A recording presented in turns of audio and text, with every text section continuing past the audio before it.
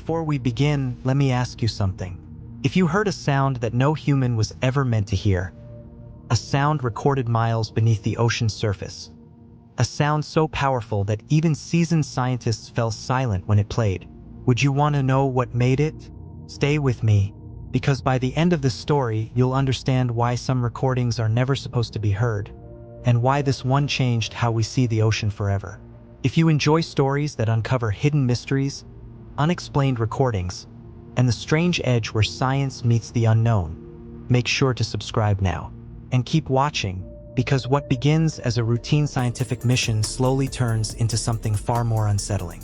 The Pacific Ocean, vast and indifferent, covers more than a third of the Earth's surface. Its depths are so extreme that sunlight vanishes within minutes, pressure crushes steel, and temperatures hover just above freezing. Down here, sound travels farther than light ever could. For decades, scientists have used that fact to listen to earthquakes, shifting tectonic plates, migrating whales, and distant storms. In the early 1990s, a network of underwater microphones known as hydrophones sat silently on the ocean floor. They weren't designed for discovery or curiosity. These instruments belonged to the US Navy, part of the sound surveillance system SOSUS, a Cold War project built to detect Soviet submarines slipping silently through the deep. The system was never intended to capture mystery. It was meant for war. But when the Cold War ended, some of these recordings, decades of deep-sea sound, were quietly declassified. Scientists were granted limited access, hoping to use them for peaceful research. Earthquakes, whale migration, oceanography. No one expected what they would hear. It was June of 1997.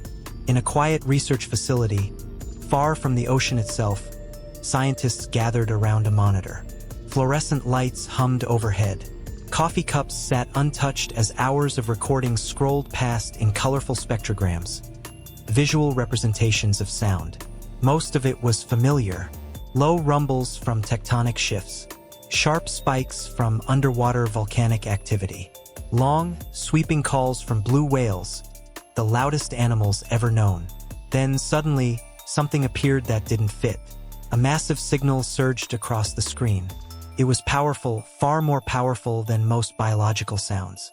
It rose in frequency, peaked, and slowly faded, lasting over a minute. Whatever produced it wasn't nearby. It was detected by multiple hydrophones, thousands of kilometers apart. That meant only one thing. The sound was enormous. When they played the audio, the room went quiet. The sound didn't roar. It didn't crash. It groaned.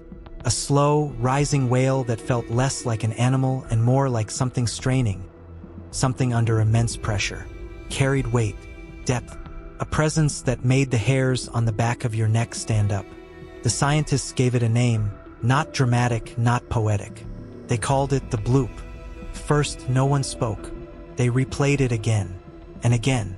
The sound came from somewhere in the South Pacific, roughly halfway between South America and Antarctica, one of the most remote places on Earth. A region so isolated it's known as Point Nemo, the oceanic pole of inaccessibility. The nearest humans were likely aboard the International Space Station, orbiting hundreds of kilometers above. Down below, something had made a sound louder than almost anything ever recorded in the ocean. And no one knew what it was. Early theories spread quietly through scientific circles. Some believed it was an iceberg fracturing, a massive slab of ancient ice breaking apart under stress. Others pointed to undersea volcanoes or unusual seismic activity. But there was a problem.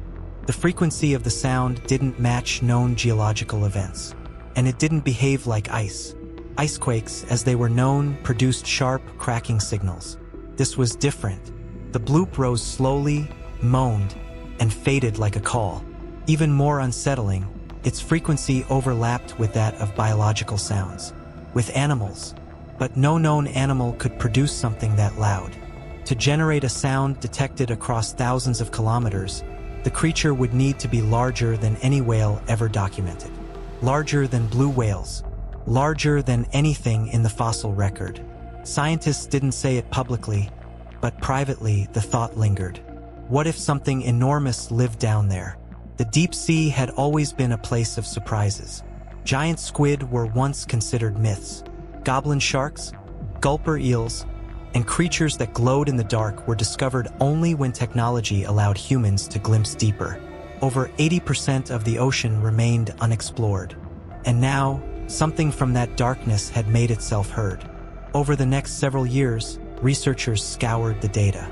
They searched for patterns, repeated signals, anything that could suggest migration, behavior, or repetition. But the bloop was a singular event. It happened once, and then nothing. No follow-up sounds, no variations, no echoes, just silence. That made it worse. If it had been an animal, where did it go? If it had been a geological event, why did it sound alive? As the mystery grew, so did public interest. When word of the recording eventually reached outside scientific circles, imaginations ignited. Online forums speculated wildly. Some suggested prehistoric creatures surviving in the abyss. Others whispered about unknown life forms adapted to crushing pressures and eternal darkness. Scientists stayed cautious. They had to. There was no evidence, only sound. Years passed. Technology improved. More hydrophones were deployed. Satellites tracked ice movements with unprecedented accuracy. Slowly, a new explanation emerged. In 2005, researchers revisited the bloop with fresh data. They compared it to newly recorded ice quakes from Antarctica. Massive ice shelves, some larger than cities, were cracking, grinding, and collapsing into the sea. These events produced low-frequency sounds that traveled vast distances through the ocean sound channel. And this time, the patterns matched.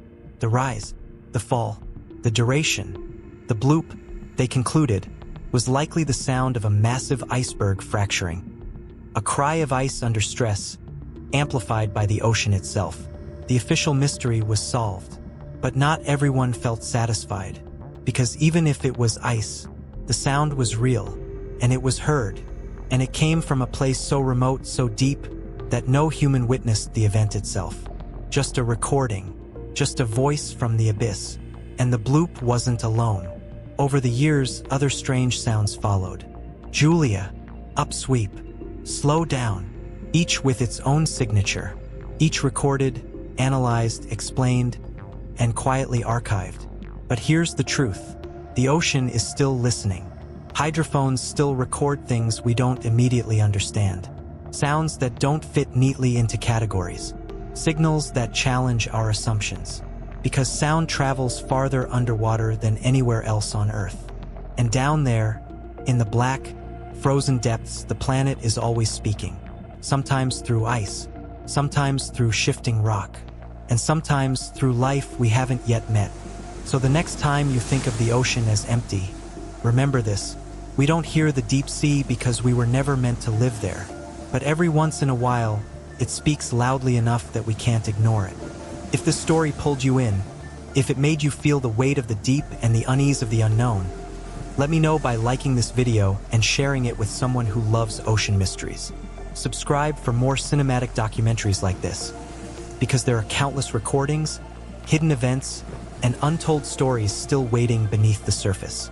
The deep sea never stopped making sounds. We just happened to listen.